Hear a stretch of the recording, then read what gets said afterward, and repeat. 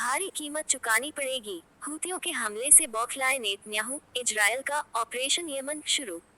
Israel ने हूतियों के missile हमले के बाद ऑपरेशन यमन की शुरुआत की दी है। इजरायली प्रधानमंत्री बेंजामिन नेतन्याहू ने पहले ही कहा है कि हूतियों को मिसाइल हमले की भारी कीमत चुकानी पड़ेगी।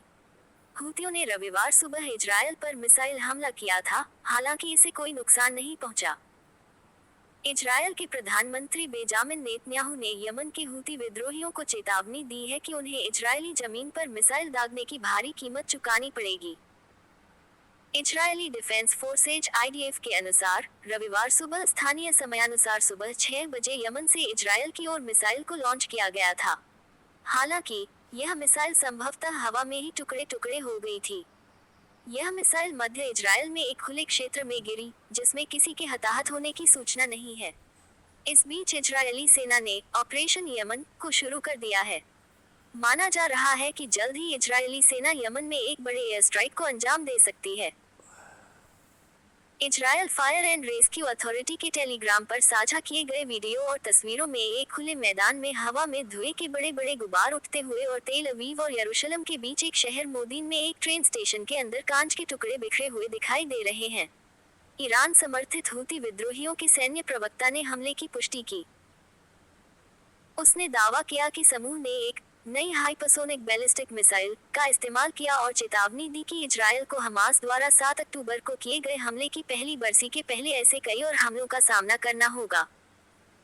नेतन्याहू ने कैबिनेट मीटिंग से पहले बोलते हुए कहा, हम ईरान की दुष्टधुरी के खिलाफ एक मल्टीपोलर अभियान में हैं, जो हमें नष्ट करने का प्रयास करता है।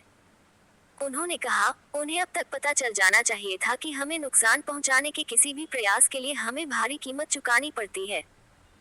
नेतन्याहू ने तेल अवीव पर हूतियों के घातक ड्रोन हमलों के बाद जुलाई में यमन के होदेयदा बंदरगाह पर इजरायली एयर स्ट्राइक का जिक्र भी किया। वहीं इजरायली सेना ने बताया कि रविवार सुबह लेबनान से कम 40 मिसाइल दागी गईं, जिनमें से अधिकांश को वहां ही मार गिराया गया या वे खुले क्षेत्रों में गिरी। इजरायल लेबनान सीमा पर हमलों के कारण दोनों तरफ के हजारों लोग विस्थापित हो गए हैं। इजरायल ने लेबनान के हिजबुल्लाह के खिलाफ व्यापक सैन्य अभियान शुरू करने की बार-बार धमकी दी है। नेतन्याहू ने कैबिनेट बैठक में कहा, यथास्थिति जारी नहीं रहेगी। इसके लिए हमारी उत्तरी सीमा पर शक्ति संतुलन में बदलाव की जरूरत है। हम अपने निवासियों को सुरक्षित रूप से उनके घरों में वापस भेजने के लिए हर संभव प्रयास करेंगे। हिजबुल्लाह ने कहा है कि अगर गाजा में युद्ध विराम हो जाए तो वह अपने हमले रोक देगा।